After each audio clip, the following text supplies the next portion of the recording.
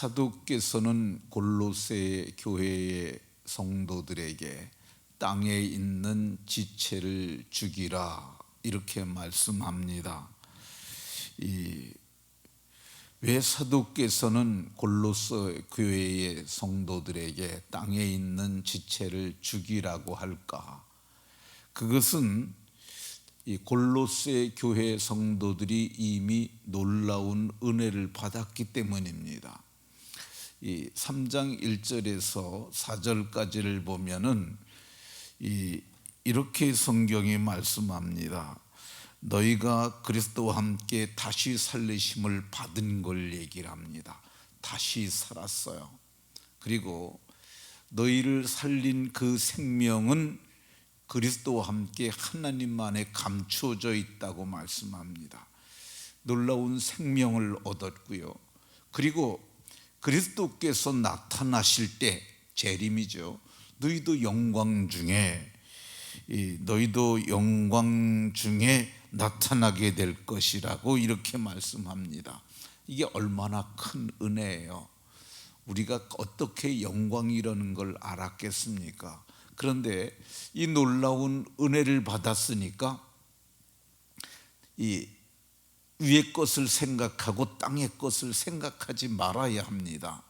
그런데 이 사람들이 이 큰 은혜를 받았음에도 불구하고 위의 것을 생각하고 땅의 것을 생각하지 말아야 하는데 위의 것은 생각하지 아니하고 땅의 것만 생각하고 사는 거예요. 오늘 그러니까 바울 사도는 땅의 것을 생각하다 보니까 너희가 이 세속에 물들게 되고 신령하게 살지 못하니까 땅에 있는 지체를 죽이라 이렇게 말씀합니다. 그러면 땅에 있는 지체가 뭐냐? 이 5절에 보면 음란과 부정과 사욕과 악한 정욕과 탐심이니 이 탐심은 곧 우상숭배라고 이렇게 말씀합니다. 근데 이 탐심은 탐하는 마음이에요. 근데 그 탐심이 여기 보면 탐심이 우상숭배라고 그러니까 이 탐심을 별도로 생각하면 안 돼요. 이게 음란을 탐하는 마음, 부정을 탐하는 마음, 사욕을 탐하는 마음, 악한 정욕을 탐하는 마음, 이 모든 것이 우리로 하여금 이 신령한 신앙생활을 방해하는 요소라고 얘기를 합니다. 땅에 있는 지체를 좀 더 살펴보면 이 음란인데 이게는 우리가 믿지 아니할 때 하던 것들이죠. 이 음란은 이 원문의 의미는 뭐냐면 매음, 그러니까 성을 사는 거예요. 그러니까 창녀들이 고대에도 있었거든요. 그러니까 그 창기들을 갖다 돈을 주고 사면서 했던 그거를 지금도 또 생각하고 그걸 갖다 하려는 마음이 있다는 거예요. 부정은 우리도 이제 부정탄다 그런 말을 쓰는데 이 부정이라는 용어가 성경에 여러 곳에 나와요. 근데 그게 여성이 생리 중일 때 부정하다고 이렇게 얘기를 하는데 이 생리로부터 이 도덕적 타락까지 다, 그러니까 육체적인 것에서 도덕적인 성적 타락들, 그런 것들도 다 부정에 속하는 것들이죠. 사욕은 욕정을 말하고요. 악한 정욕은 악한 욕망이나 갈망을 하는 건데 비정상적인 성행위들, 이런 것들이죠. 그러니까 심지어는 동성애까지도 악한 정욕에 포함시킬 수 있다고 봅니다. 옛날에 했던 것들, 말로 좀 말하기가 좀 더러운 것들인데 이런 것들을 말합니다. 탐심은 어떤 거냐면 가져서는 안 될 것을 갖고자 하는 마음들이에요. 그게 뭐냐면 이 횡령과 같은 것들이죠. 그러니까 내가 기업에 있는데 나만 아는 그 부정 축제를 할 수 있는 방법이 있어요. 그거를 예수님 믿기 전에도 했는데 믿고 나서도 그게 생각이 나는 거야. 요거 손만 딱 깔딱하게 되면 아무도 모르게 내 주머니 속에 들어오는데, 그런 것들이 있을 수 있어요. 근데 사도는 이러한 것들, 음란을 탐하고 하는 이런 것들이 다 우상 숭배와 같은 죄에 속한다고 이렇게 얘기를 합니다. 사도가 왜 이거를 이 땅에 있는 지체를 죽이라고 그러느냐? 이것들로 말미암아 하나님의 진노가 임하기 때문입니다. 하나님은 그 진노의 하나님이세요. 사랑의 하나님이시기도 하지만은 진노의 하나님이시기도 하세요. 그래서 하나님을 공의라는 표현을 써요. 공의는 잘한 자는 상 주고 잘못한 자는 벌 주는 거야. 이게 하나님이 공의의 하나님이신데, 너희가 이렇게 땅에 있는 지체를 죽이지 못하고 땅의 소욕을 따라서, 지체의 소욕을 따라서 탐심을 부리면은 하나님이 진노하시고, 진노하시면 쫓아오는 게 형벌이에요. 그러니까 하나님의 진노, 하나님의 형벌로 인해서 너희가 망하게 됨을 말씀합니다. 그러니까 사도는 선택하라는 거죠. 너희가 하나님의 진노로 말미암아서 망하는 길을 택하겠느냐, 아니면 하나님을 기쁘시게 하는 길을 선택하겠느냐. 이렇게 말하면은 대다수의 성도는 내가 하나님을 기쁘시게 해야지요 라고 말은 합니다. 그런데 우리에게는 본성이 있어요. 이 본성이 죄의 낙을 누리는 걸 더 좋아한다고 얘기를 합니다. 이 모세는 하나님의 백성과 고난받는 것을, 죄의 낙을 누리는 것보다 더 좋아했어요. 이는 상주심을 바라보았기 때문이라고 그럽니다.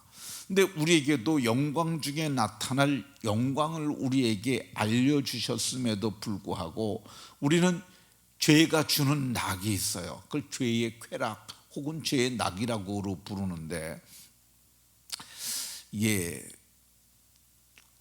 훔친 돈 가지고 방탕하게 놀고 쓰고 질펀하게 놀고 그러는 것들, 이런 것에서 죄의 낙이 있는데, 이걸 더 좋아하는 이 본성이 있어요.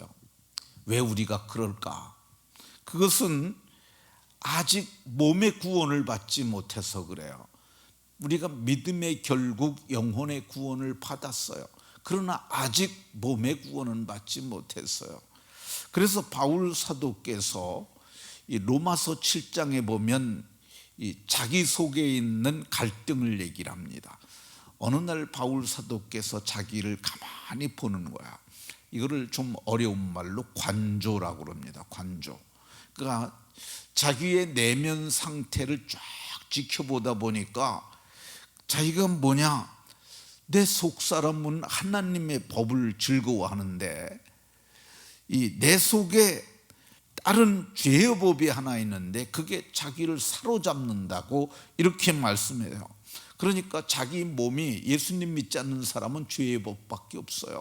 그러니까 갈등하지 않아요. 그런데 내 속사람이 하나 생겨난 거예요. 예수님을 믿으니까 이 속사람이 하나님의 법을 즐거워하는데 또 내게 육체의 사람은 죄의 법을 즐거워하는 거야. 그래서 거기서 갈등하는 거야. 사도가 오라 나는 곤고한 사람이로다. 누가 나를 이 사망의 몸에서 건져내랴. 그러면서 마지막에 결론이 뭐냐면, 나도 마음으로는 하나님의 법을 섬기고 육신으로는 죄의 법을 섬기노라, 이렇게 말합니다. 그러니까 이런 말에 용기를 내서 우리도 육신에게 져서 죄의 법을 섬겨야 할까? 어떻게 생각하십니까? 죄의 소욕을 따라서 죄의 법을 섬겨야 하겠습니까? 아닙니다. 죄의 법을 섬기는 것이 아니라 우리는 피 흘리기까지 죄와 싸우라고 성경이 말씀하는 것을 기억해야 합니다. 사도께서는 이 자기를 자기를 이 죄의 법으로 사로잡아 가지고 자기를 죄에 복종하게 하는 것을 볼 때 너무너무 속상해하면서 자기를 쳐서, 어떤 사람은 눈밑이라고 어떤 사람은 관자놀이라고 그러는데 자기를 실제로 쳤다는 겁니다.